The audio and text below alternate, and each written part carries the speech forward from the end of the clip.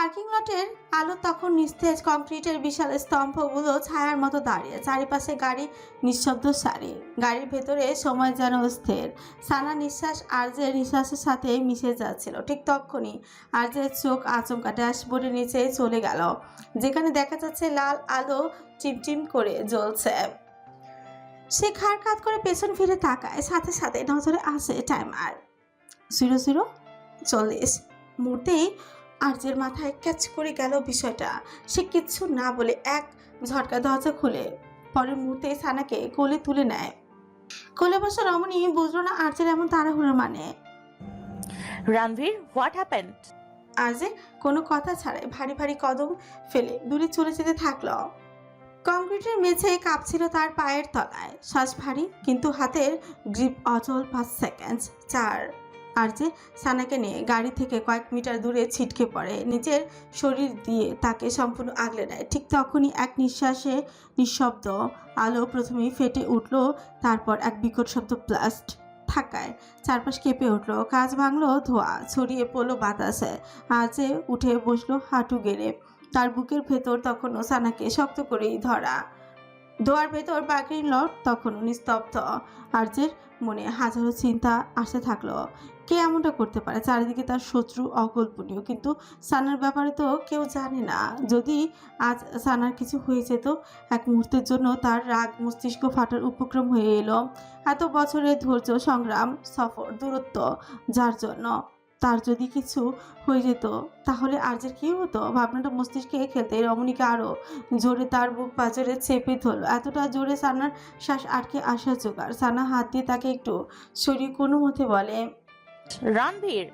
রমণীর কণ্ঠস্বর শ্রবণেন্দ্রিয় হতে আর্যের মতিভ্রম চোখে ছুটে বাস্তবে ফিরে আসে। নিজের বাহুবন্ধনে আবদ্ধ থাকা রমণীর দিকে তাকালো। তার চোখে মুখে উদ্বেগের ছাপ। নিজের দু হাতে আগলে নিল রমণীর আঁচল। ওয়াইফি, আর ইউ অল রাইট? তোমার কিছু হয়নি তো? কোথাও লাগেনি তো? কিয়ৎক্ষণে নিশ্চয়তা কেচে রমণী নিচু স্বরে আওড়াল। ওকে। আর্যের কানে রমণী কণ্ঠস্বর আসতেই সে কিছুটা শান্ত হলো।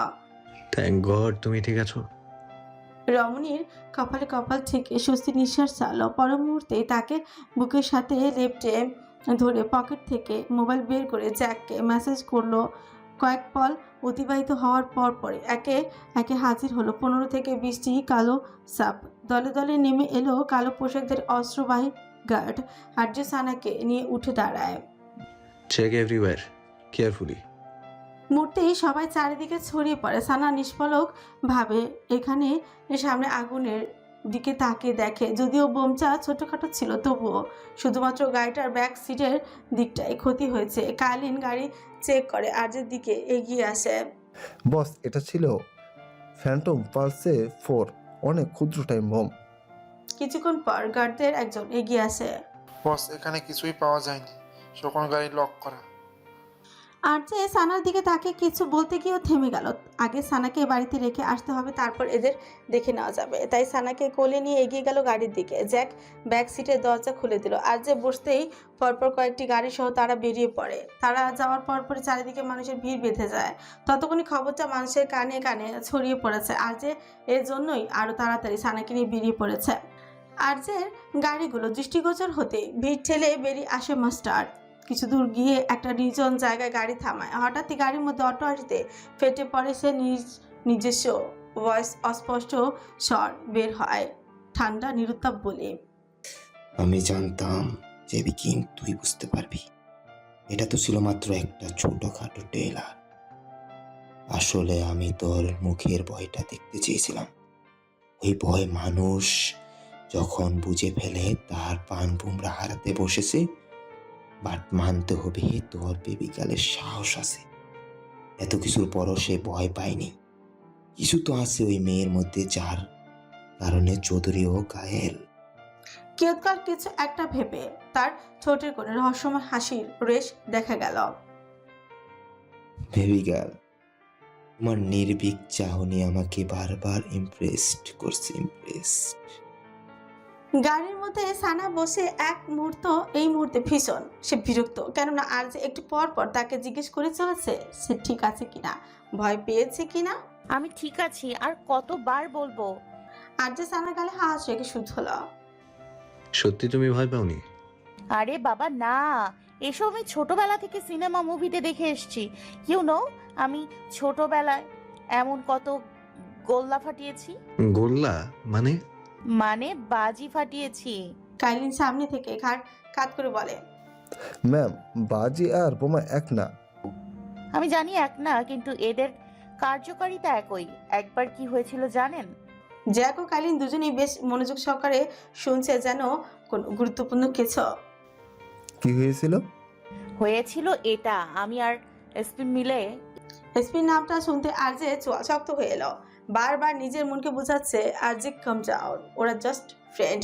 তারপর মন মানছে না, কেন একটা মেয়ের ছেলে ফ্রেন্ড থাকবে, এই বিষয়টাই তার বুঝে আসে না। পাশে বসা রমণী বলতে শুরু করে, ঈদের আগের দিন রাতে আমরা বাজি ফাটিয়েছি খড়ের গাদার সামনে। তারপর? তারপর একটা বাজি গিয়ে পড়ে ওখানে। তারপর? তারপর দাউ দাউ করে পুরো খড়ের গাদা পুড়ে ছাই। তারপর? তারপর আর কি, পরদিন সকালে সারা পাড়ার লোক আমার বাবার কাছে, কারণ সবাই জানে পুরো গ্রামে শুধু আমি এমনটা করতে পারি। তারপর? তারপর তোমার মাথা, তুমি সামনে তাকাও। কাইলিন মুখে কালো করে সামনে তাকায়। জ্যাক তার অবস্থাও দেখে ছোট কামড়ে হাসছে আর গাড়ি চালাচ্ছে। আর যে এবার রমণীর দিকে তাকে প্রশ্ন ছড়ে, তুমি লাইফে আর কি কি ভণ্ডামি করেছো সব এক লাইনে বলো। এক লাইনে বলতে গেলে শুধুমাত্র পড়াশোনার নামক ভণ্ডামি ছাড়া সব ভণ্ডামি করে ফেলেছি। হ্যাঁ, ভালো কাজ করবে কেন, যেখানে বন্ধু বানিয়েছো ইবলিসের ভাইকে। আপনি কি আমাকে অপমান করছেন?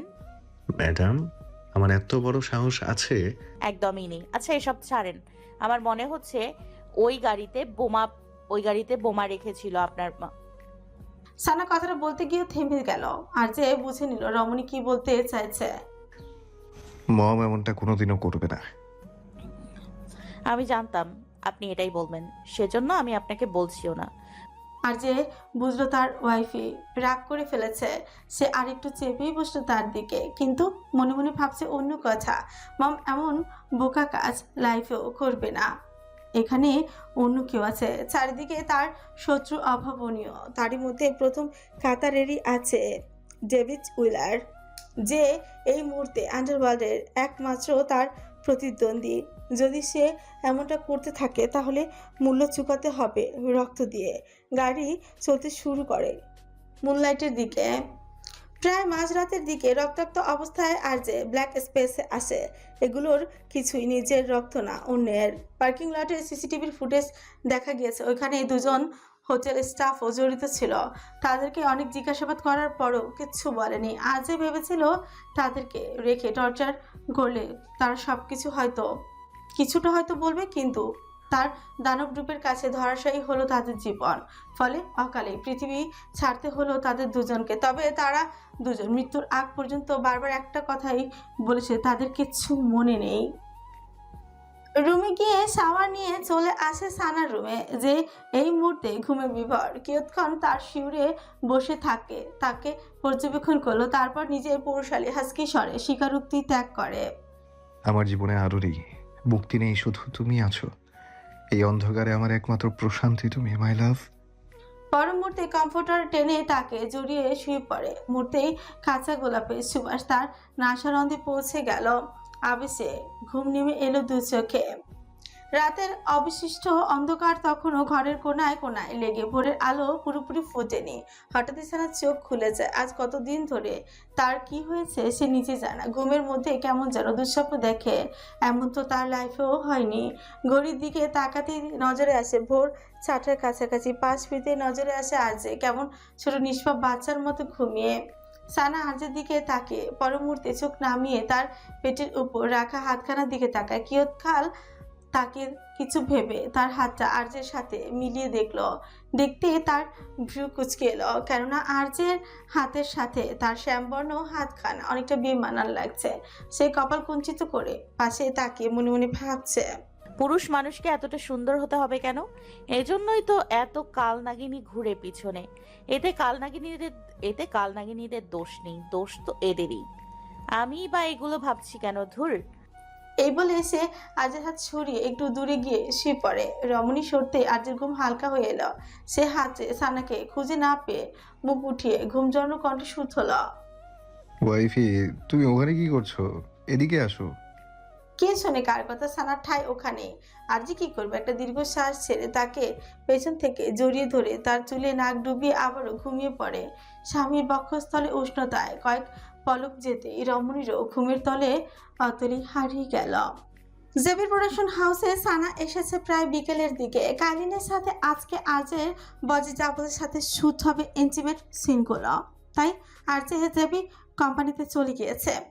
সেখান থেকে সন্ধ্যা আসবে প্রোডাকশন হাউসে, কারণ আজ তার শ্যুটগুলো সব রাতের দিকে। যাওয়ার আগে রমণীকে ভালো সতর্ক করে দিয়েছে সে যেন সারহাদের ধারে কাছেও না যায়। আর কাইলিনও তার আশেপাশে থাকবে। কিন্তু কে শোনে কার কথা? সানা আর এসপি মিলে কাইলিনকে ঘোল খাইয়ে চলে গেল প্রোডাকশন হাউসের পার্কিং লটে। প্ল্যান হচ্ছে আজকে চৌধুরী মহলে যাবে দুজনে। সেখান থেকে সানিতাকে নিয়ে ঘুরতে যাবে এসপি। কিন্তু তারা গাড়িতে ওঠার আগেই পেছন থেকে কারো আওয়াজ আসে। এই ধানলঙ্কা। সানা আর এসপি পেছনে তাকাতেই দেখে রানা তার দলবল নিয়ে। সে তার বাবার থেকে জানতে পেরেছে আজ শুটিং টিম শুট করবে প্রোডাকশন হাউসে, তাই এসেছে। ওই দিনের রেসটা রেস হয়নি। তোমরা তো প্রাইজ না নিয়েই চলে গেলে। আমরা ভিখারি না যে আমাদের প্রাইস লাগবে। তোর প্রাইস তুই পকেটে ঢুকিয়ে রাখ। সানার বাক্য শ্রবণ হতে রানা শব্দ করে হেসে দিল। I like this tone, but আমি মানতে পারছি না এটা। তোমরা ওই দিন চিটিং করে জিতেছ। তুই মান না মান মুরগির রান, এটা আমাদের কি? কথাটা হচ্ছে গিয়ে এবার ডাবল প্রাইজে খেলা হবে। সাথে সামনে আমার গাড়িটা দেখতে পাচ্ছ।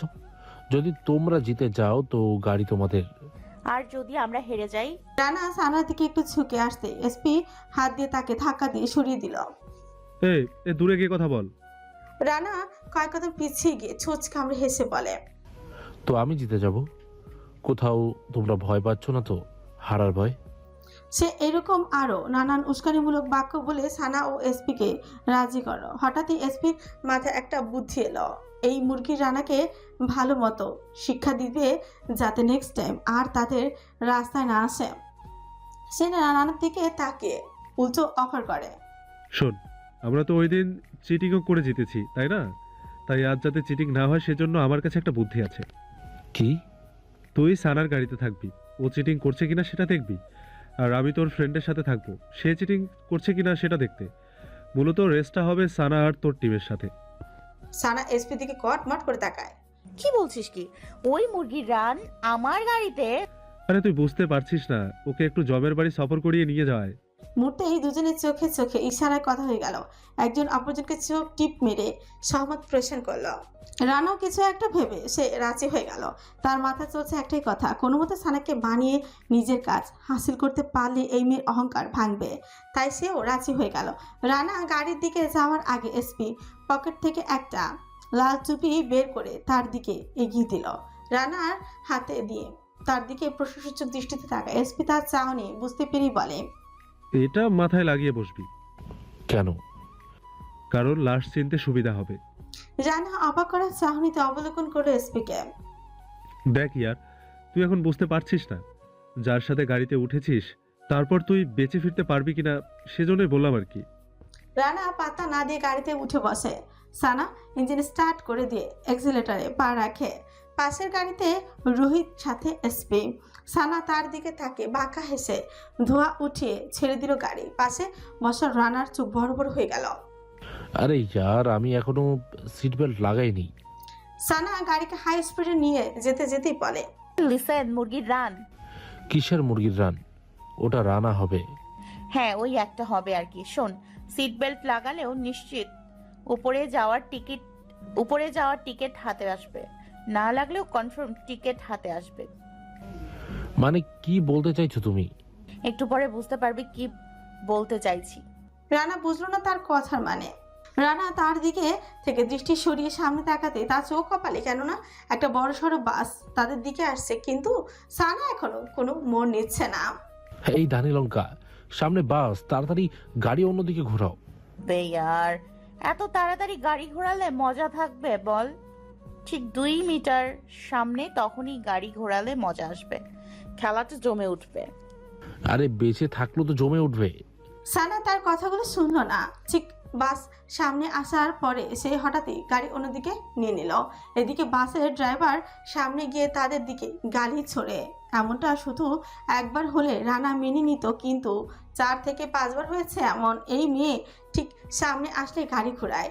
এদিকে সে সিটবেল্ট লাগানোর সময়ও পাচ্ছে না, কারণ গাড়ি একবার এদিক তো গাড়ি একবার ওই দিক যাচ্ছে। ইতিমধ্যে রোহিতের গাড়ি তাদের পাশাপাশি চলে এসেছে। এসপি রানার ভয়ার্থ চেহারার দিকে তাকিয়ে সেখান থেকে তাচ্ছিল্য ভরা বাক্য ছড়ে। হে হে মুরগির রান, enjoy your date journey bro. ও বিনা টিকিটে তোকে জমের বাড়ি ঘুরিয়ে আনবে। রানার জীবনে প্রথম মনে হচ্ছে সে ভুল কারোর সঙ্গে পাঙ্গা নিয়েছে, তাই সে সানার দিকে তাকিয়ে বলে, স্টপ দ্য কার, আমি নামবো। আবে ইয়ার, এখন আর কোনো স্টপিং নাই, এখন অনলি গাড়ি ইজ রানিং। এই বলে সে আরো স্পিড বাড়িয়ে দিল। এদিকে রানার প্রাণ যা যায়। Oh my god, she is totally a mad girl, please গাড়ি থামাও। গাড়ি এখন শুধু গন্তব্যে গিয়ে থামবে রে। আরে এই গন্তব্যটা কোথায়? ডিরেক্ট জমের বাড়ি। নো। ঢাকার মহাখালীর রাস্তা ধরে শাঁসা করে এগিয়ে চলছে পাশাপাশি দুটো গাড়ি। রানার শ্বাস প্রশ্বাস ভারী। এই মুহূর্তে সে মনে করতে চাইছে সে সকালে কার মুখ দেখে উঠেছে। না, মনে পড়ছে না। মোট কথা সে মনে করার অবস্থাতে নেই। সে লাইফে এইভাবে কাউকে গাড়ি চালাতে দেখেনি। কোথায় সে ভেবেছিল এই মেয়েকে বেডে নিয়ে যাবে, এখন তো তার মনে হচ্ছে সে নিজেই হসপিটালে বেডে চলে যাবে। তার ভাবনার মধ্যেই তাদের দিকে আবারও ট্রাক ধেয়ে আসছে। মূলত সানা উল্টো দিকে রাস্তায় গাড়ি চালাচ্ছে, এতে নাকি তাড়াতাড়ি জিতে যাবে সে। আরে ইয়ার গাড়ি ঘোরাও। রানার তুই তুকারি শুনে রেগে গেল সানা। স্টিয়ারিং এক হাতে ধরে তার দিকে তাকায়। কি বললি মুরগির রান? তুই কি আমাকে অর্ডার দিচ্ছিস? আমি কারো অর্ডার মানি না, সুন্দর করে বল তাড়াতাড়ি। প্লিজ প্লিজ গাড়ি ঘোরান ম্যাডাম। এমনিতে আমি কারো অর্ডার মানি না, বাট আজকের বিষয়টা আলাদা। এখানে আমার লাইফও আছে, তার ওপর ওই হাড়ে বজ্জাত রণবীরকে এখনো আচ্ছা মতো শিক্ষা দেইনি, তাই তুই বেঁচে যাবি, ডোন্ট ওয়ারি। রানা তার একটা কথাও শুনলো কিনা সন্দেহ। তার জীবন নিয়ে টানাটানি এখানে। সানা ট্রাকের সামনে গাড়ি ঘোরাতে অন্য পাশে আরেকটা ট্রাক আসে।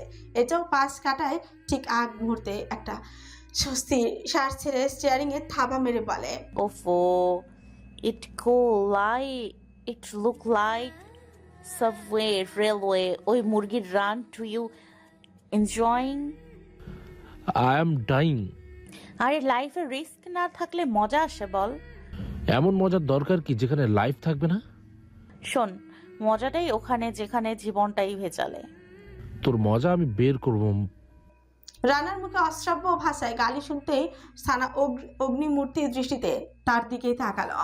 কুত্তা, তোর এত বড় সাহস! তুই রাক্ষসী রানী কটকটিকে গালি দিচ্ছিস, তার ওপর গলা উঁচিয়ে কথা বলেছিস। শালা, আমার জামাইও গলা উঁচিয়ে কথা বললে ইচ্ছা করে গলার নিচে বজাই। শুধুমাত্র একমাত্র জামাই বলে বেঁচে গিয়েছে। তুই কিসের কি? তোর তো গলা কেটে হাতে ধরিয়ে দিব। যা, স্টিয়ারিং ছেড়ে দিলাম, তোর গাড়ি ওই ট্রাকের নিচে পড়ে আত্মহত্যা করুক। রানার চোয়াল ঝুলে যাওয়ার উপক্রম। এমনি সত্যি সত্যি স্টিয়ারিং ছেড়ে দিয়েছে। সে তাড়াতাড়ি কোনো মতে স্টিয়ারিং ধরে সানার দিকে চোখ গরম করে বলে, এই মেয়ে, তোমার মৃত্যুর ভয় নেই? মৃত্যুর ভয়? লাইফে কিছু নেই যার জন্য ভয় থাকবে রে। গাড়ি নাই, বাড়ি নাই, জামাই আছে সেও মনে নাই, ব্যাংকে আছে কিন্তু টাকা নেই, ব্যাংক আছে কিন্তু টাকা নেই, চারিদিকে শুধু নাই নাই আর নাই। তার মাঝে আমার জীবন রেখে কি হবে? তার মধ্যে আমার জীবন রেখে কি লাভ বল? রানার ইচ্ছে করছে নিজের মাথায় নিজে ফাটিয়ে ফেলতে। খুন পাগলের পাল্লে পড়েছে সে। প্লিজ প্লিজ প্লিজ ম্যাডাম, আমাকে বাঁচান। সানা তাসা চোখে তাকে অবলোকন করে। আচ্ছা, শর্ট দেখছি। রানা একটা দীর্ঘশ্বাস ছেড়ে নিজের জায়গায় গিয়ে বসে। কিয়ৎকাল পরে সানা উৎফুল্ল চিত্তে বলে, এই মুরগির রান, who is this? Look like কালনাগিনিস। এখানে কাল নাগিনি আসবে কোথা থেকে? এসব তো শুধু সিরিয়ালে থাকে। না না না, আমার লাইফেও একটা কালনাগিনী আছে রে। আজকে আমি একে উপরে পাঠিয়ে দিব। হোয়াট?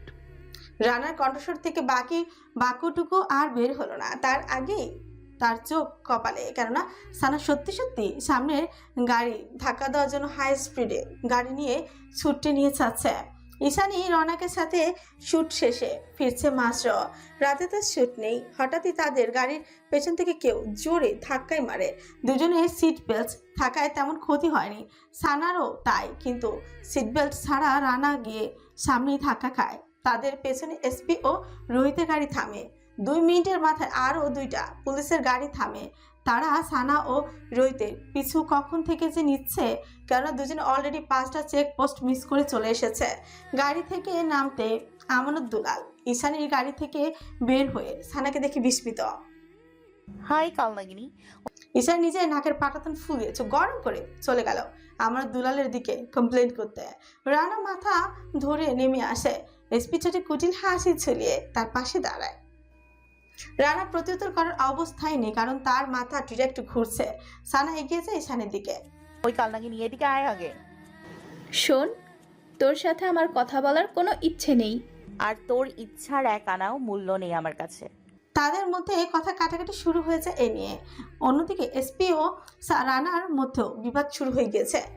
রৌনক ও রোহিত দুজনেই একবার এই দিক তাকাচ্ছে তো আরেকবার ওই দিক তাকাচ্ছে, যেন দুজনেই দর্শকের ভূমিকা পালন করছে। তাদের ঝগড়ার মধ্যে আসে আমানত দুলালের গর্জন। হাবিলদার, এরেস্ট দেম অল। স্যার, আমি ভিকটিম। রাস্তায় ঝগড়া করার জন্য এরেস্ট। ঈশানীর চোয়াল ঝুলে যাওয়ার অবস্থা। এমন আইন কবে থেকে বের হয়েছে সে নিজেও জানে না। রানাও তার মতো করে বলে, স্যার আমিও ভিকটিম। যে গাড়ি ধাক্কা দিয়েছে সেই গাড়ি কার? স্যার আমার। তাহলে? স্যার গাড়ি আমার, কিন্তু চালিয়েছো। আঙুল দিয়ে ইশারা করলো সানার দিকে। রমণী সাথে সাথে নিজের চেহারা বাচ্চাদের মতো করে আমানত দুলালের দিকে তাকিয়ে বলে, sir just look at my face. এর থেকে মাসুম শাকাল আপনি পৃথিবীতে আর কোথাও পাবেন না। আমি গ্যারান্টি দিলাম 100%। যদি পান তাহলে এই মুরগির রানকে যাবজ্জীবন কারাদণ্ড দেবেন। আপনার মনে হয় আমি এমন একটা কাজ করতে পারি? ওর শাকাল দেখেন, দেখেই মনে হচ্ছে সুন্দরবনের গরু চোর। কি বললি? আমি গরু চোর? এসপি পেছন থেকে দৌড়ে আসে, ধাক্কা দিয়ে সরিয়ে দিল তাকে। শালা ও ভুল বলেছে, তুই তো গাধা চোর। আবারও তাদের মধ্যে শুরু হয় তুমুল ঝগড়া। এবার চিৎকার করে উঠে আমানত দুলাল। Shut up. কে গরু চোর, কে গাথা চোর, সেই সব কিছু পুলিশ স্টেশনে গিয়ে হবে। তাদের সবাইকে হাত করা পরিয়ে দাও। লেডি কনস্টেবল না থাকায় সানা ও ঈশানীর হাতে হ্যান্ডকাফ পরানো হয়নি। না হয় রোহিত, এসপি, রৌনক, রানা সবার হাতে হাত করা। সানা ঈশানীর দিকে এগিয়ে গিয়ে তাকে বগল দাবা করে বলে, আমার চল কালনাগিনী, আমার কতদিনের স্বপ্ন আমি আর তুই একসাথে বসে ডাল ভাত খাবো। চল খেয়ে আসি, তাও ফ্রিতে। তুই আমার হাত ছাড়, আমি তোর সাথে যাব না। আমি একজন superstar. Best superstar, gangster, Rockstar, prime minister, জেলে গিয়ে সবাই ডাল ভাতেই খায়। তুই সুপারস্টার হিসেবে একটু আলু ভর্তা ফ্রি পাবি আর কি, এতে কি হয়েছে? আয় আমরা আলু ভর্তা শেয়ার করে খাবো। আমি তোর সাথে আলুর ভর্তাও শেয়ার করব না। তোর করার দরকার নেই, আমি নিজে খাবলা দিয়ে নিয়ে নিব। চল। ঈশানী মুখটাকে বেজার করে তার দিকে তাকায়। সানা তাকে টেনে নিয়ে যাচ্ছে গাড়ির দিকে। পরপর দুটো পুলিশের গাড়ি সাইরেন বাজে চলে যায় থানার উদ্দেশ্যে। গাড়িতে আমানত দুলাল বাড়ির লোকজনের খবর দেওয়ার জন্য নাম্বার চাইলে সানা আরজের নাম্বার দেয়। ঈশানী তার ম্যানেজার ও রানা তার বাবার সেক্রেটারির নাম্বার দেয়। সে ইবনের নাম্বার দিতে চেয়েছিল, কিন্তু ইবন ইন্ডিয়াতে গত 2 দিন ধরে শুটের জায়গা ও বিজনেসের কারণে। আরজে জেবি কোম্পানি থেকে বের হয় প্রোডাকশন হাউসের উদ্দেশ্যে প্রায় সন্ধ্যা 7:30 দিকে। সে আজ সম্পূর্ণভাবে ভেবে নিয়েছে সারাদের সাথে সানাকে নিয়ে ডিরেক্ট ওপেনলি কথা বলবে। প্রতিমধ্যে তার ফোনে কল আসে। ফোন উঠাতেই তার হাত মুষ্টিবদ্ধ হয়ে আসে। অন্য পাশের কথা শুনে কানের থেকে ফোন নামিয়ে জ্যাকের দিকে আদেশ ছুড়ে, জ্যাক, আগে পুলিশ স্টেশন চলো। কেন বস? কেননা আমার ম্যাডাম ওখানে। জ্যাক গাড়ি অন্যদিকে ঘুরিয়ে নেয়। পেছন পেছন আরো 4টে গাড়ি মোড় ঘুরিয়ে নেয়। আর যে মুঠোফোনখানা শক্ত করে চেপে ধরে রুক্ষ আওয়াজ স্বরে বলে, এই মেয়েটাকে নিয়ে আমি কোথায় যাব? হাড়ে হাড়ে চালাচ্ছে আমাকে। রোজ নতুন নতুন কোনো না কোনো কাণ্ড করে খামতে হবে। স্যার, আপনার এগুলো ম্যামকে বলা উচিত। আমার ম্যাম যদি আমার কথা শুনতো তাহলে আমি তোমাদের বলতাম সামনে বসা কাইলিন ঠোঁট কামড়ে হাসছে আর মনে মনে ভাবছে যার ইশারা আন্ডারগ্রাউন্ড কন্ট্রোল করে সে একটা বুকে কন্ট্রোল করতে পারছে না। তার ভাবনা ছিঁড়ে আসে আজের গভীর স্বর। জ্যাক, তাড়াতাড়ি গাড়ি চালাও, 2 মিনিটে পুলিশ স্টেশনে যাবে। বস, এটা তো 2 ঘন্টার রাস্তা। তুমি ঠিক 2 মিনিটেই যাবে। কিন্তু স্যার, আপনার আর 10 মিনিট পর শ্যুট। ওখান থেকে বারবার কল আসছে। আর যে নিজের হাত ঘড়ির দিকে তাকিয়ে বলে, আজকে সব শ্যুট ক্যান্সেল করো। আইনের জিপা খসে আর বাকি কথা বেরোলোই না। আর যে আবারও তাড়া দিতে থাকলো জ্যাককে তাড়াতাড়ি গাড়ি চালানোর জন্য। সেটের এক পাশে সারহাত বসে আছে একটা চেয়ারে মনিটরের সামনে।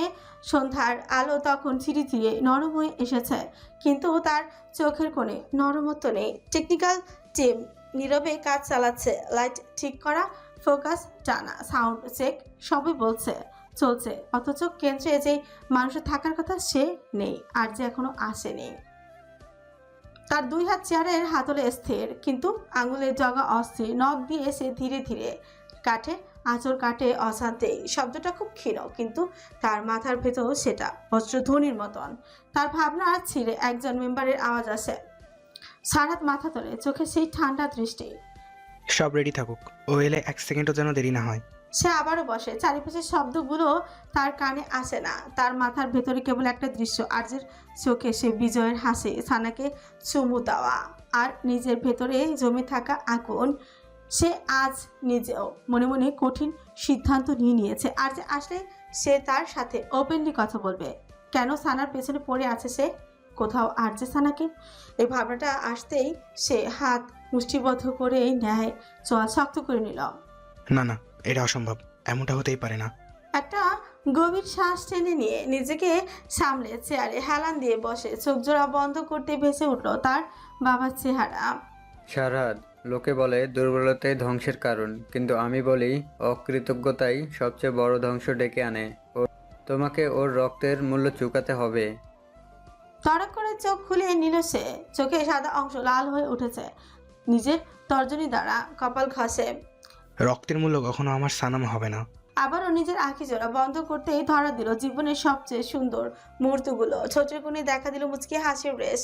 অতীত ফারুক নিবাসে সদর দরজার দাঁড়িয়ে উকি দিচ্ছে 8 কি 9 বছর একটা ছোট্ট মেয়ে। সিঁড়ি দিয়ে নামছে এক যুবক। মেয়েটি নজর আসতেই শক্ত কঞ্চে বুলি ছড়ে। কাকে চাই? বাচ্চা মেয়েটি চ্যাপ চ্যাপ করে ওর দিকে তাকায়। এসপি কোথায়? আচ্ছা, এসপি ঘুমাচ্ছে। তাহলে আমি পরে আসব। ও ঘুম থেকে উঠলে বলবে আমাদের বাড়ি যেতে। এই বলে সে বাইরে যাওয়ার জন্য পা বাড়াবে, এমন সময় পেছন থেকে আসে গম্ভীর পুরুষালী স্বর। স্টপ, এদিকে আসো। মেয়েটা ফিরে গুটি গুটি পায়ে এগিয়ে গেল সেদিকে। প্রসাদক চাহনি নিক্ষেপ করলো যুবকের উপর। তুমি ওই দিন আমাকে বাঁচিয়েছো কেন? নিশ্চয়ই তোমার কোনো স্বার্থ ছিল। তার কথা কেচে বাচ্চাটি সহজ সরল স্বীকারোক্তি ছড়ে। তুমি মার খাচ্ছিলে তাই। একটা বাচ্চা মেয়ে মুখে এমন কথা শুনে এগোতেই লাগলো বোধ হয় যুবকের। তাই তো গলা খাকারি দিয়ে টপিক গড়ুর জন্য বলে, চকলেট খাবে? মেয়েটির মাথা উপর নিচে নাড়ি হ্যাঁ বোঝালো। যুবকটি পকেটে হাসে এসপির জন্য রাখা চকলেট খানা বের করে দিতে গিয়ে উপরে তুলে নিল। চকলেট দিব, বাট তুমি প্রথমে তোমার নাম বলো। সানা, এবার দাও। ছেলেটি দিয়ে দিল। সানা চকলেট হাতে পেয়ে দৌড়ে চলে গেল। ছেলেটা ওই দিকে তাকে ছোটের কোণে হাসি ঝুলে আবড়ায়। ফার্স্ট টাইম কেউ আমাকে স্বার্থ ছাড়া বাঁচিয়েছে। নাম Sana, not perfect. Sanam, yeah, Sanam is perfect for you. হঠাৎই সারহাত চোখ খুলে ফেলে। সম্পূর্ণ আদরে খুশির রেশ শান্ত নিরুত্তাপ স্বরে আওড়ায়। ইউনো সানাম, 12 বছরে মানুষ বদলে যায়। আমি ভেবেছিলাম তুমি বদলাবে, কিন্তু তুমি এখনো সেই আগের মতোই আছো। একই চোখ, একই সাহস। তবে কবে তুমি পুরোপুরি আমার হবে? একান্তই আমার। থানার সামনে গাড়ি থামে প্রায় রাত 8টার দিকে। সানা ঈশানীর কানে ফিসফিস করে বলে, জানিস কাল লাগেনি আমার মিশন টু পুলিশ স্টেশন। কতদিনের স্বপ্ন ছিল, তাও তোর সাথে। বিধি, তুমি ধন্য আমার স্বপ্ন পূরণের জন্য। কারো পুলিশ স্টেশনে আসা কিভাবে স্বপ্ন হতে পারে? ওসব তুই বুঝবি না। তোর মতো ছোটখাটো ড্রিম নিয়ে আমি ঘুরি না। আমার হাজব্যান্ডকে দেখলেই বুঝতে পারবি আমি কত মেয়ের ড্রিম হাতের মুঠোয় নিয়ে ঘুরি। এই বাক্যটি শ্রবণ হতে ঈশানীর সারা শরীর যেন জ্বলে উঠেছে। সে সাপের মতো ফুঁসে সানার দিকে রক্তচক্ষু নিয়ে তাকায়। সানা তার অবস্থা দেখে ছোট চিপে হাসে। ওলে বাবালে আমার নাগিন সোনা, এত ফোলাফুলিস না, ফেটে যাবি। তারপর আমি কাকে কালনাগিনী বলবো বল? তুই তো আমার লাইফের অন্যতম এন্টারটেনমেন্ট। আর যে তোকে দয়া করে বিয়ে করেছে। নাগিন সোনা, উল্টো হয়েছে তোমার কথা। আমি ওই আরজিকে দয়া করে বিয়ে করেছি। যাই হোক, এই এসপি সবগুলোকে আটকা। আমি আগে গাড়ি থেকে নামবো। রোহিত মাত্র নামতেই গিয়েছে। সানার কথা শুনে হুডির টুপি ধরে তাকে পেছনে নিয়ে যায় এসপি। এই রুয়াবজা, পেছনে যা, আগে কটকটি নামবে। রোহিত মুখ বাঁকিয়ে রানার কাছে চলে গেল। সানা ঈশানীর জামায় আটকে রাখা কালো চশমাটা লাগিয়ে নামে। পেছন পেছন সবাই নেমে এলো। ভিতরে ঢুকে এসপি সানার কানে ফিসফিস করে বলে, পেস্টি তাণ্ডব লীলা। ওকে বেস্টি। দুজন দুজনের দিকে তাকে চোখের ইশারায় তাদের কথা হয়ে গেল। আমানত দুলাল টেবিলে বসে হাঁক ছড়ে। আপনারা একে একে কমপ্লেন বলেন। সবার আগে ঈশানী এগিয়ে যায়। স্যার, ওই ডাইনি। সানা হাত দিয়ে রানা আর রোহিতকে দুই দিকে ধাক্কা দিয়ে সরিয়ে বলে, ওই কে ডাইনি? তুই রাস্তার মাঝখানে গাড়ি চালাবি কেন? আমি সাইডে চালাচ্ছিলাম। কিন্তু আমার চোখের মাঝখানে কেন পড়েছে? আর তুই পড়লেই ধাক্কা দিবি? শুরু হয়ে গেল দুজনের মধ্যে এ নিয়ে কথা কাটাকাটি। আমানত দুলাল দাঁড়িয়ে দুই পক্ষের উদ্দেশ্যেই বলে, দেখুন, আপনারা শান্ত হন। তাকে বাক্য সম্পূর্ণ করতে না দিয়ে সানা হাত উঁচিয়ে থামিয়ে দিল। Please sir, between to man not allow man. মানে দুই মহিলার মধ্যে পুরুষের কথা বলা নিষেধ। এই নিয়ম কবে থেকে হলো? জবে থেকে কটকটির জন্ম হয়েছে। হ্যাঁ তো কাল নাগিনি আমরা কোথায় ছিলাম মনে পড়েছে? সব দোষ তোর। না, তোর। তোর তোর তুই ক্রিমিনাল। তুই কালপ্রিট। তাদের ঝগড়ার মধ্যে বাম হাত ঢুকায় ওদূরে দাঁড়িয়ে থাকা রানা। সব দোষ এই ধানি লঙ্কার। সারা তড়প করে তার দিকে তাকায়, নাকের পাটাতন ফুলিয়ে হুঙ্কার ছড়ে। এসপি, ওই মুরগির রানকে ভালো করে ভেজে সাথে সাথে রুয়াফজা দিয়ে খেয়ে ফেল। ওকে, যথা আজ্ঞা। এই বলে এসপি গিয়ে বসিয়ে দিল রানার মুখে একটা। এমনিতে রানার মাথা ঘুরছে, তার উপর এই ছেলে রোহিত এগিয়ে আসতে সেও খেয়ে ফেলে কয়েকটা। তাদের মধ্যে শুরু হয় তুমুল মারামারি। আমানত দুলাল ইশারা করতে একজন হাবিলদার এগিয়ে আসে, আর সেই দুর্ভাগ্যক্রমে পড়ে যায় এদের মাঝখানে। ব্যাস, খেয়ে ফেলে মার। কোনো মতে সে নিজের জীবন নিয়ে বেরিয়ে আসে। এদিকে ঈশানী আর সানা রনাক একবার এগিয়ে আসছিল। সানা তাকে ডঙ্কার বলে এক কথা অপমান করে দিয়েছে। আমানত দুলাল কি এদিক সামলাবে নাকি ওই দিক? অন্যদিকে রাত হওয়াতে থানায় মাত্র 5 জন 19 সহ একজনের দিকে তাকিয়ে প্রশ্ন ছুড়েন। আরে এদের থামাও। স্যার, এরা মেয়ে আর লেডি কনস্টেবল নাই। তাহলে ওদের থামাও। স্যার দেখেন, একজন মার খেয়ে কেমন হালাত বানিয়ে বসে আছে। আরে তোমরা কেমন পুলিশ যে মার খা? স্যার তাহলে আপনি যান। আমানত দুলাল গলা খাকারি দিয়ে বসে পড়েন। তিনি কি এই বয়সে মার খেতে চান নাকি? ঘটনার এক পর্যায়ে রোহিত এসপির মুখে একটা থাবাই মেরে দিল। মুহূর্তের বিষয়টা সানা নজরে আসে। সানা ঈশানীকে ধাক্কা দিয়ে সরিয়ে দেয়। কাল নাগিনি তোকে পরে দেখে নিব, ওই রুহাফজার বাচ্চা। এই বলে সে এগিয়ে গেল রোহিতের দিকে। খালি বোতল বিটকেলের গায়ে হাত তোলার সাহস হলো কিভাবে? সানা বলতে দেরি, ঠাস করে একটা থাপ্পড় দিতে দেরি হয়নি। রোহিত সানার দাবাং মার্কা থাপ্পড় খেয়ে তার মনে হচ্ছে দাঁতগুলো সব পড়েই গিয়েছে। মুহূর্তে তার দুনিয়া ঘুরে ওঠে। সানা এসপির দিকে তাকাতেই নজর আসে ঠোঁটের কোণে রক্ত। কাল বিলম্ব না করে ঘুরে রোহিতের অন্য গাল আরেকটাই বসিয়ে দিল। এবার রোহিতের মুখ পুরো অবশ্যই গিয়েছে। রোহিত 2 গালে হাত দিয়ে দাঁড়িয়ে ভাবছে সে লাইফে এত জোরে থাপ্পড় খেয়েছে কিনা সন্দেহ। অন্যদিকে ঈশানী সানার ধাক্কায় একটু পিছিয়ে যেতেই পিছনে লকআপের 7-8 জন অপরাধীর মধ্যে একজন তার দিকে কুমন্তব্য ছড়ে। ঈশানী ঘাড় কাত করে তাদের দিকে তাকাতে সবগুলো কেমন দাঁত বের করে বিশ্রীভাবে হেসে ওঠে। ঈশানী তাদের দিকে কটমট দৃষ্টি নিক্ষেপ করে সানার দিকে এগিয়ে গেল। এই ডাইনি শোন। সানার দিকে বিজি রোহিত আর রানার সাথে বোঝাপড়া করতে। অন্যদিকে আমানত দুলাল তো আছেনই, কখন থেকে চিৎকার করে চলেছে। ঈশানীর কণ্ঠ কানে আসতে সে বিরক্তি সূচক দৃষ্টি নিক্ষেপ করে।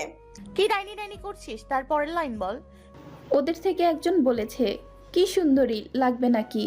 শালা আমি কি মেয়ে সাপ্লাই মারি নাকি? হ্যাঁ, ওদের জন্য সুন্দরী আনবো কোথা থেকে? কি না না, ওরা আমাকে বলেছে। তোকে বলেছে?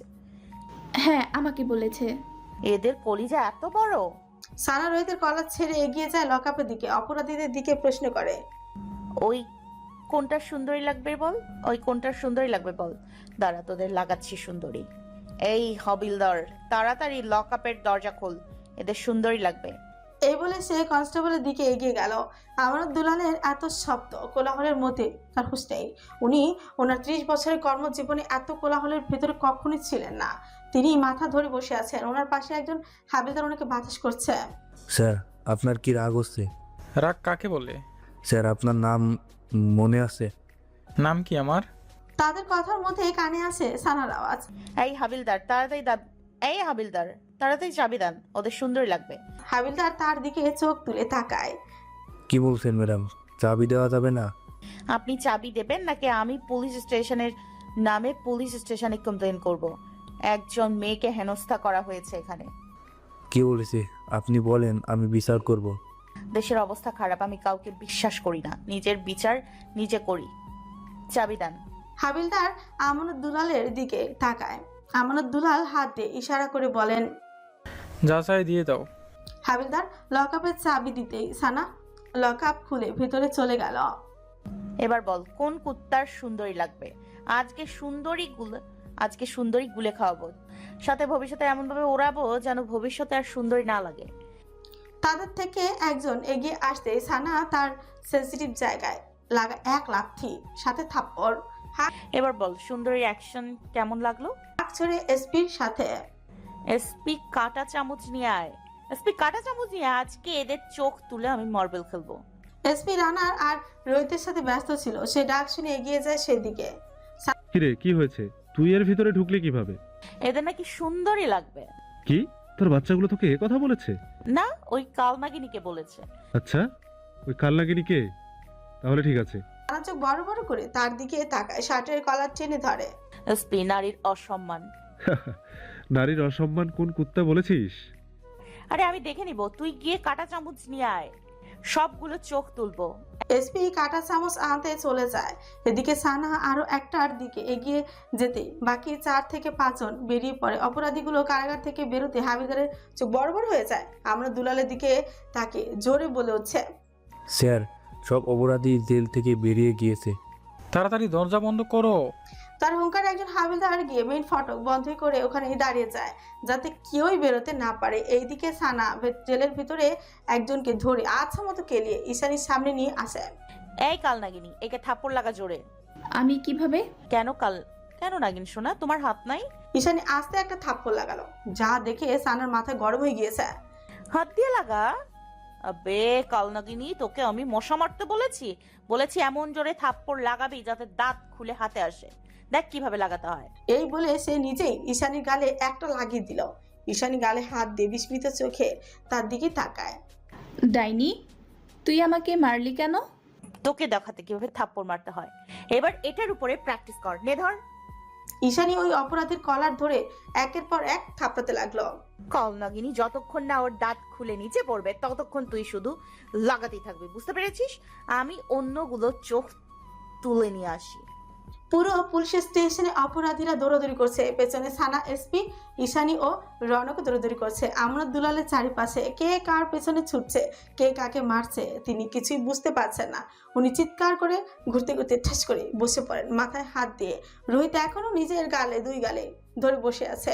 রানা নিজের মাথা চেপে ধরে বসে।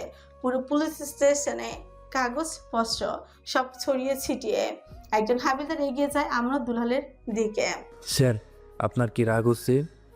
না, আমার রাগ হচ্ছে না, আমার নিজেকে পাগল পাগল মনে হচ্ছে। আমি সত্যি বলছি, এমন যদি কোনো অপরাধী হতো তাহলে আমি আরও 30 বছর আগেই রিটায়ারমেন্ট নিয়ে নিতাম। তাদের কথোপকথনের মধ্যে আরেকজন হাবিলদার এগিয়ে আসে। স্যার, ওই মেয়েটা আরেকজন অপরাধীকে চাপ্পড় মেরে দাঁত ফেলে দিয়েছে। তোমার নাক ঠিক আছে? জি স্যার। তাহলে তুমি নাক ধরে বসে আছো। হাবিলদার ওকে স্যার বলে তার পাশে বসে পড়ে। আরেকজন হাবিলদার কিয়ৎকাল পরে আবারও এগিয়ে আসে। স্যার এই শীতে বরফ কেন লাগাবে? কারণ আমার মাথা ঘুরাচ্ছে। একজন বরফ নিয়ে আসতে উনি আইস প্যাক মাথায় নিয়ে বসে পড়লেন। এই মেয়ে তার 30 বছরের রেকর্ড ভেঙে দিয়েছে। আজকে শুধু তার রাগ হচ্ছে না, ইচ্ছে করছে নিজের মাথায় নিজে ফাটিয়ে ফেলতে। সে চিৎকার করে উঠছে তিনি। আরে এটা কার বউ? বাচ্চারে প্লিজ ভাই এসে নিয়ে যা। কান ধরছি, এই মাইয়া আমার খুন করলেও থানায় নিয়ে আসা দূরে থাক, অ্যারেস্টও করবো না। প্লিজ নিয়ে যা ভাই। 1 ঘন্টায় আমি পাবনার টিকিট কেটে ফেলছি, আর যে বিয়ে করবে তার কি হবে? পরপর আরজের 5টি গাড়ি থামে পুলিশ স্টেশনের সামনে। কালীন দরজা খুলতেই নেমে আসে আরজে, পেছনে তার অস্ত্রবাহী গার্ডগুলো। আরজে এগিয়ে এসে যখন দেখলো সদর ফটক বন্ধ, তখন আরজে বিগড়ে যাওয়া মেজাজ আরও বিগড়ে গেল। যেখানে তার জন্য সবাই 1 ঘন্টা আগে দরজা খুলে বসে থাকে, সেখানে মুখের উপর দরজা বন্ধ। সে তো আর জানে না তার বউয়ের জন্য এই দরজা বন্ধ করা হয়েছে। পাশে তাকে আয়ানকে চোখে ইশারা করতে সেই দরজায় টোক্কা দেয়। ভেতর থেকে আসে হাবিলদার আওয়াজ। কে? মানুষ। আর যে কটমট দৃষ্টি নিক্ষেপ করে আয়নের দিকে। আমরা ম্যামকে নিতে এসেছি। আয়নের কথা শুনে হাবিলদার উৎফুল্ল চিত্তে এগিয়ে যায় আমানত দুলালের নিকট। স্যার ওই মেয়েটাকে নিতে কেউ এসেছে। আগে ওকে ভিতরে ঢুকা। আমি সেই ভাগ্যবান ব্যক্তির চেহারা দেখতে চাই। হাবিলদার আচ্ছা বলে দরজা খুলতে ভেতরে প্রবেশ করে আরজে। আর সামনের দৃশ্য দেখে সবার চোখ ছানা পড়া, কেননা সামনে ঈশানী এক অপরাধীর কলার ধরে থাপ্পড় মারছে, রওনাক আরেকটাকে লাগাচ্ছে, এসপি কারো পিছে দৌড়াচ্ছে, সানা একটাকে চুল ধরে টেনে মুচড়িয়ে ফেলছে। সারা পুলিশ স্টেশনে কাগজপত্র সবকিছু চারিদিকে। আমানত দুলাল মাঝখানে চেয়ারে বসে, তার মাথায় আইস প্যাক, আর তার পাশাপাশি দুজন হাবিলদার বসে তাকে বাতাস করছে। ভদ্রলোকের প্রেশার হাই না লো হয়ে গেছে তিনি নিজেও জানেন না। আয়ান এই দৃশ্য দেখে নিচে সরে আওড়ায়। স্যার হয়তো আমরা ভুল ঠিকানায় চলে এসেছি। এইটা থানা কম চিড়িয়াখানা বেশি মনে হচ্ছে। আমি একটু বাইরে গিয়ে আবার ঠিকানা চেক করে বাকি কথা আর কণ্ঠ থেকে বেরোলোই না আসছে রক্তচক্ষু দেখে, কিন্তু সামনে থাকা সকল ব্যক্তি চোখ বিস্ময়। আর যে মতো এত বড় সুপারস্টার থানায় কেন? সানা তাকে দেখতে অপরাধীর চুল ছেড়ে ঠিকঠাক হয়ে দাঁড়িয়ে পড়েছে, সাথে সবাইও ঠিক করে দাঁড়িয়ে পড়ে। আজে কারোর দিকে না তাকে এগিয়ে গেল সানার দিকে, এক টানে তাকে সামনে এনে তার গালে হাত রেখে দেখলো কিছু হয়েছে কিনা। Are you all right? সামনে মানবী মাথার উপর নিচ ঝাঁকায় হ্যাঁ বোঝায়। আমানত দুলাল নিজের বিস্ময় কাটে প্রশ্ন ছুড়ে। আর যে এটা তোমার? She is my wife. Now tell me who dares to arrest her? আরজের মুখে স্বীকারোক্তি শুনে উপস্থিত সবাই যেন বাকরুদ্ধ। কারো গলা দিয়ে কোনো স্বর বেরোচ্ছে না। রানার তো কথাই নেই, সাথে রোহিতের মুখ হা হয়ে যায়। এসপি তার দিকে তাকে ফিসফিস করে আওড়ায়। শালা রুয়াবজা, মুখ বন্ধ কর, মশা ঢুকবে। আরজে আবারও ব্যস্ত হয়ে পড়লো সানাকে নিয়ে। কেতকাল পরই সবার বোধ আসতেই ফিসফিস শুরু হয়ে গেল। আমি তো জানতাম সুপারস্টার আর যে আনমেরিড।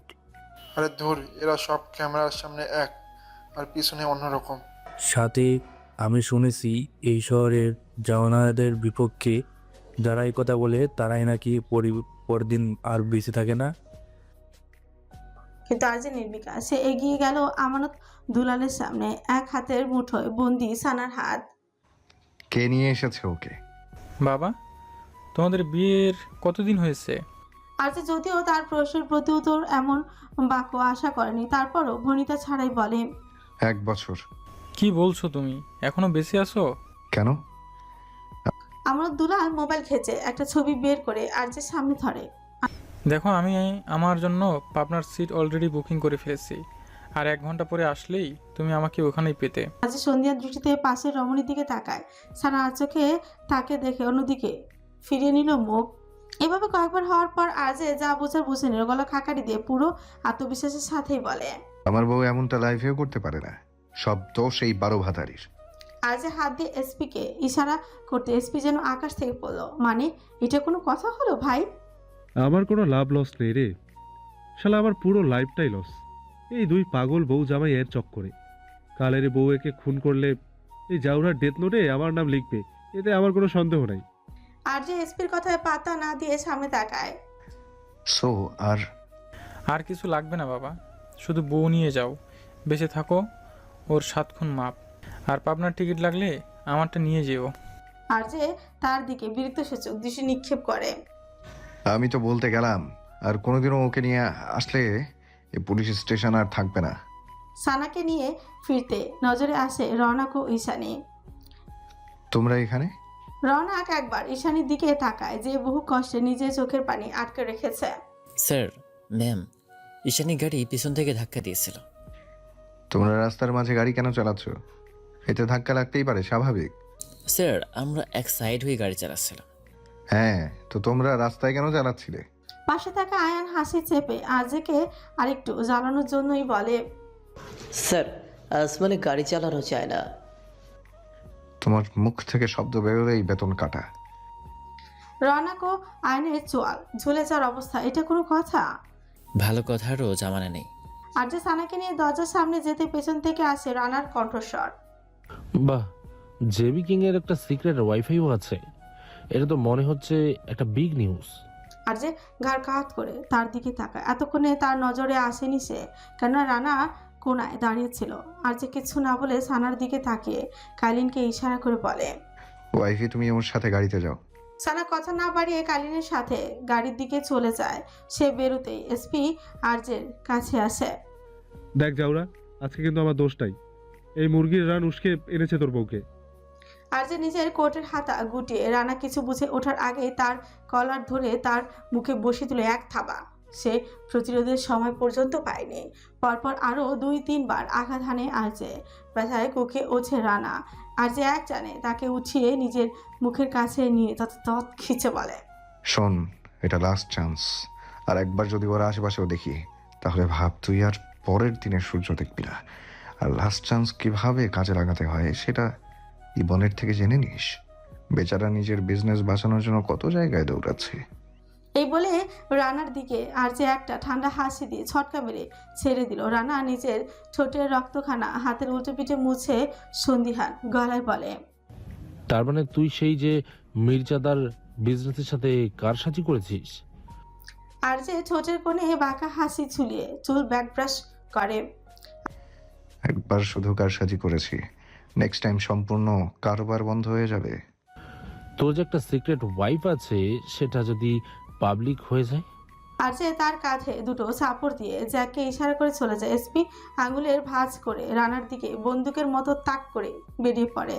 তারা বেরোনোর পর জ্যাক তার নিকটে আসে এবং একটা ভিডিও দেখায়। সাথে সাথে রানার মুখের ভাব পাল্টে যায়।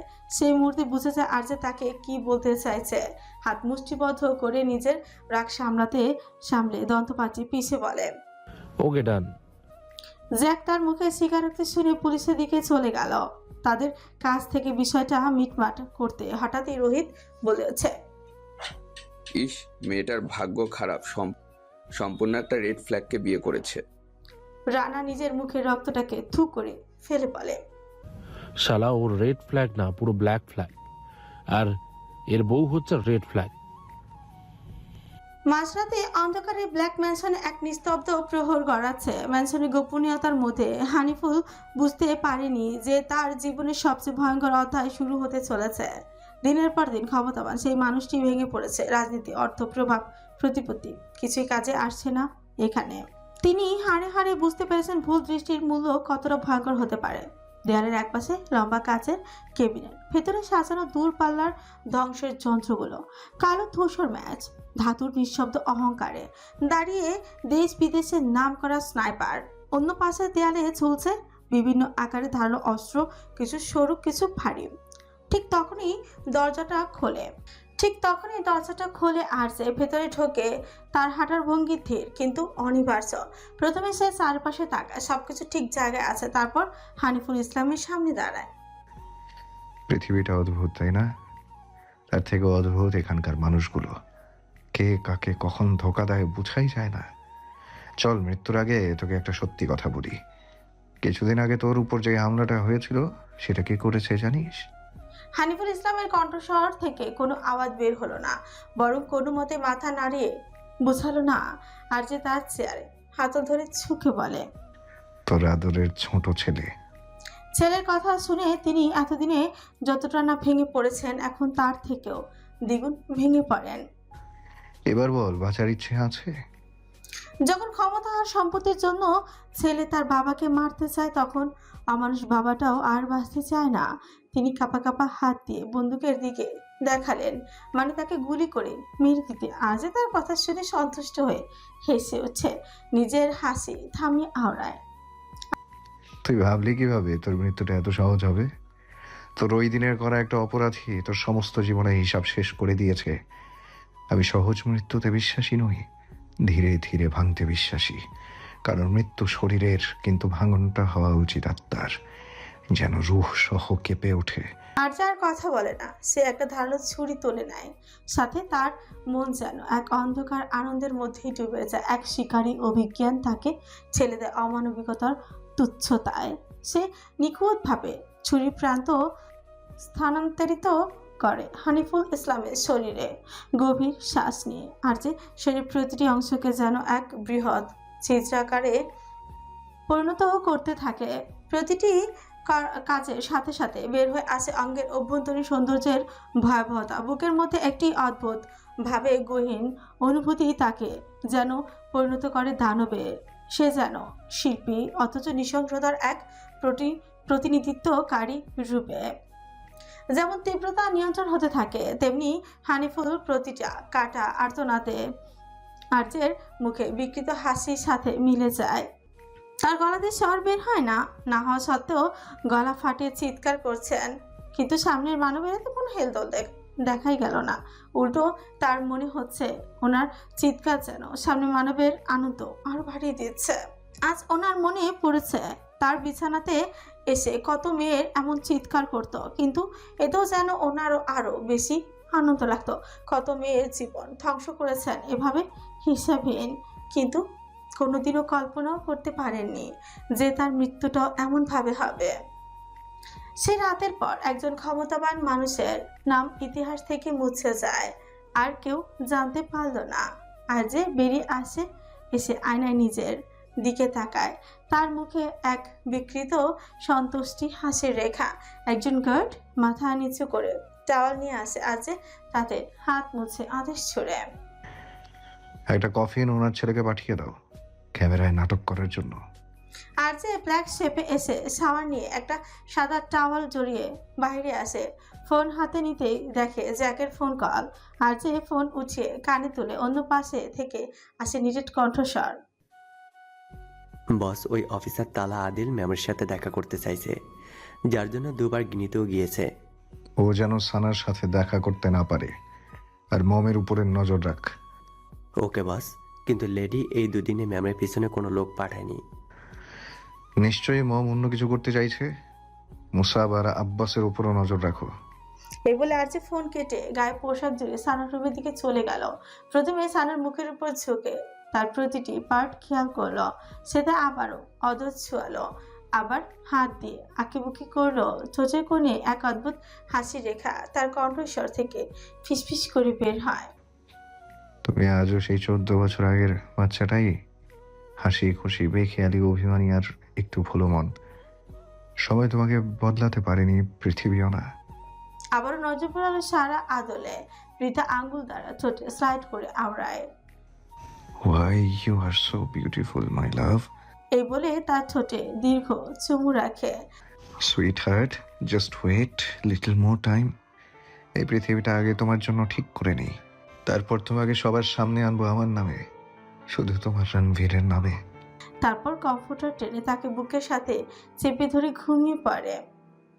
আজকে বাংলাদেশের শুটিং শেষের দিন। সেই সকাল থেকে শুট শুরু হয়েছে, কেননা কাল আর যে কোনো শ্যুটই করেনি। সন্ধ্যার আলো ধীরে ধীরে নিভে আসছে। সেটের চারিপাশে বিশাল লাইটগুলো জ্বলে উঠেছে। টেকনিক্যাল টিম শেষ সেটের শটের প্রস্তুতি নিচ্ছে। ক্যামেরা ঠিক করা, মাইক চেক, ডিরেক্টর গলা একটু কর্কশ তবু নিয়ন্ত্রণে। লাস্ট শট, সবাই রেডি। সানা নিজের জায়গায় দাঁড়িয়ে, মুখে পেশাদার শান্ত ভাব, কিন্তু চোখে ছাপা ক্লান্তি। এসপি কিছুক্ষণ আগে বেরিয়েছে চৌধুরী মহলের উদ্দেশ্যে। সে নাকি বাড়িকে খুব মিস করছে। সানা একটু চাপ দিতে গড়গড় করে বলে দিল আজকে খুশদিল ফারুকী ব্যবসার কাজে চট্টগ্রাম গিয়েছেন, তাই সানি তাকে নিয়ে ঘুরতে যাবে। আজ একটু দূরে দাঁড়িয়ে সে কথা বলছে কম, তাকাচ্ছে বেশি। তার চোখ বারবার সানার দিকে যাচ্ছে, আবার নিজেকে ফিরিয়ে আনছে। অ্যাকশন। শেষ দৃশ্য শুরু হয়। সবাই নিখুঁত, পেশাদার, সংলাপ ঠিকঠাক, ক্যামেরার মুভমেন্ট মসৃণ, ডিরেক্টর কঞ্চে চূড়ান্ত ঘোষণা সবার কানে আসে। কাট। শুটিং শেষ হয়েছে। লাইটগুলো একে একে নিভছে। সেটের কোলাহল ভেঙে পড়ছে ক্লান্ত নিঃশ্বাসে। সানা ড্রেসিং রুমে দাঁড়িয়ে ড্রেস সিলেক্ট করছে ইন্ডিয়ার শ্যুটের জন্য। পরশু জেবি কোম্পানির 25 বছর পূর্ণের পার্টি। তারপরের দিন পুরো টিম ইন্ডিয়া যাবে। আর তার ভাবনার মধ্যে একজোড়া হাত তার কোমর চেপে ধরে পেছন থেকে তার নাকে আসে কফি উডের সাথে ভ্যানিলার করা স্মেল। রমণী বুঝতে অসুবিধা হয় না যে এটা কে, আর যে পেছন থেকে তার চুল সরিয়ে তার ঘাড়ে চুমু রাখে। আপনার কোনো কাজ নেই? সারাক্ষণ শুধু আমার সাথে চিপকে থাকেন কেন? বউ আদর করাই তো সবচেয়ে বড় কাজ, যেটা আমি এখন করছি। ইউনো ওয়াইফি, সারাদিন শ্যুট করে আবার সব এনার্জি লস্ট হয়ে গিয়েছে। এখন আমার এনার্জি লাগবে। এনার্জি লস্ট হলে এনার্জি বিস্কুট খান, এনার্জি ফুল পাওয়া যাবে। এনার্জি বিস্কুটে অন্যরা এনার্জি পেলেও বিবাহিত পুরুষদের এনার্জি থাকে বউয়ের চুমুতে। তুমি কি বাচ্চা মেয়ে এসব জানো না? এখন ফটাফট আমাকে এনার্জি দাও। না, আমি জানি না। এখন আপনি আমাকে ছাড়বেন নাকি আমি আপনার কানের নিচে বাজাবো? আর যে সেদিকে কোনো খেয়াল নেই, সে এক মনে নিজের কাজ করেই চলেছে। সানা বহু কসরত করে তার হাত সরিয়ে সামনের দিকে ফিরে। উফ, রণবীর। রমণীকে আর বাকিটা বলতে না দিয়ে আরজে তার কোমর চেপে ধরে তাকে উপরে তোলে আঁকড়ে ধরলো তার গোলাপি অধর। সারাদের চোখে মুখে খুশি বেশ স্পষ্ট। সে সানার সাথে কথা বলার উদ্দেশ্যে ধীরে ধীরে ড্রেসিং রুমের করিডোরে এগোয়। ড্রেসিং রুমের দরজাটা পুরো বন্ধ নয়, অল্প ফাঁক। ভেতর থেকে আলো গড়িয়ে বেরোচ্ছে। সেই আলোয় সে যা দেখে সেটার জন্য সে মোটেও প্রস্তুত ছিল না। সানা আর আরজে দুজন খুব কাছে, এতটাই কাছে যে মাঝখানে বাতাসেরও জায়গা নেই। আরজের হাত সানার কোমরে, সানার আঙুলগুলো আরজের শার্টের কলার আঁকড়ে ধরা, আর তারপর একটি চুম্বন। সারাদের চোখের পাতা নড়ে না। মুহূর্তটা তার কাছে শব্দহীন বিস্ফোরণ। তার বুকের ভেতর যেন কেউ হঠাৎ করেই সব বাতাস টেনে নেয়। এই দৃশ্যটা তার মাথার ভেতরে ধীরে ধীরে ঢুকে পড়ে বিষের মতন। তার চোখের দৃষ্টি ঝাপসা হয়ে আসে। বুকের গভীরে জমে থাকা আগুনটা হঠাৎ করে জ্বলে উঠছে। তার চোখে আগুনের মতো লাল শ্বাস দ্রুত। সব ভাঙা নীতি, সব জমে থাকা ক্ষোভ, সব হিংসা, সব একসাথে তাকে টেনে আনে ড্রেসিং রুমের দিকে। সরহাদ হঠাৎই ভেতরে ঢুকে আরজের হাত ধরে টান দেয় সানার কাছ থেকে দূরে সরানোর জন্য। আরজে কিছু বুঝে ওঠার আগেই তার মুখে পড়ে সারহাদের থাবা। সানা বিস্মিত চোখে সারহাদকে অবলোকন করে এগিয়ে যায় আরজের দিকে। রণবীর। আরজে সানাকে সামনে ফিরে তাকায়, তার চোখে আগুন। একবার সারহাদের দিকে তাকিয়ে রমণীর দিকে তাকে আদেশ ছুড়ে, সানা গাড়িতে যাও।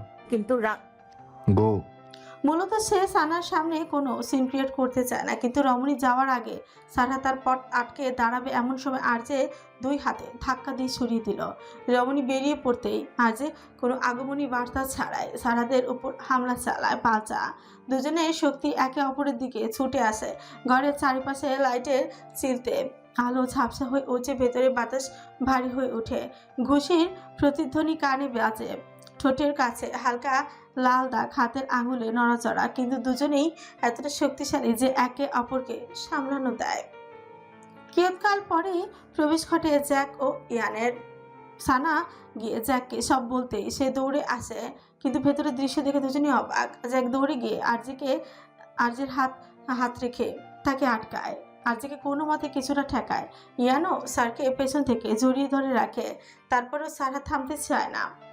হিসাবটা যদি 12 বছরের না হতো তাহলে ওর দিকে হাত বাড়ানোর জন্য 12 সেকেন্ডও লাগতো না। তার আগেই তো কাহিনী শেষ হয়ে যেত। বাক্যখানা শ্রবণ হতে আরজে হাতের উঁচু পেছে ছোট করে রক্তটুকু মুছে অট্ট হাসিতে ফেঁচে পড়ে। সারহাত বুঝলো না তার হাসির কারণ। লিসেন কেয়ারফুলি সারহাদ চৌধুরী, তোর হিসাবটা যদি মম পর্যন্ত থাকতো আমি ছাড় দেওয়ার কথা ভাবতাম, কিন্তু খেলাটা যদি ওয়াইফে এসে থামে তাহলে আমি কাউকেই ছাড় দিই না। Mind it. বিস্ময়ে কথা বন্ধ হওয়ার জোগাড় হলো সারহাদের। Wife? Yes, you fucking idiot. She is my wife. And remember that Sana is only mine. বাক্য শেষে আরজে বেরিয়ে পড়ে জ্যাকের সাথে, কিন্তু পেছনে থাকা সারহাদের মাথায় শি ইজ মাই ওয়াইফ বাক্যটা যেন বজ্রপাতের মতোই নেমে আসে। সবকিছু থমকে যায়, তার রাগ, তার ঘৃণা, তার প্রতিশোধের থাকাতা সবই হঠাৎ ফাঁকা হয়ে যায়। চোখের সামনে আলো ঝাপসা হয়ে আসে, বুকের ভেতরে জমে থাকা আগুন অচল হয়ে পড়ে, হাত শিথিল, পা মাটিতে থেমে থাকে, শ্বাস বন্ধ হয়ে আসে। তার মন তার নিজেরই কাছে বিশ্বাসযোগ্য নয়।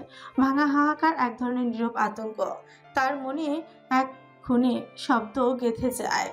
এমনটা হতেই পারে না মেরি সানাম। ইয়ান এগিয়ে এসে তাকে ধরার আগে সারাত হাত উঁচিয়ে তাকে থামিয়ে দেয়। আউট। ইয়ান কিছু না বলে দাঁড়িয়ে থাকে। সারাত আবারও মুখ তুলে কিছু বলার আগে সে বেরিয়ে পড়ে। মূলত সারাত কাউকে নিজের ভেঙে পড়া দৃশ্য দেখাতে চায় না।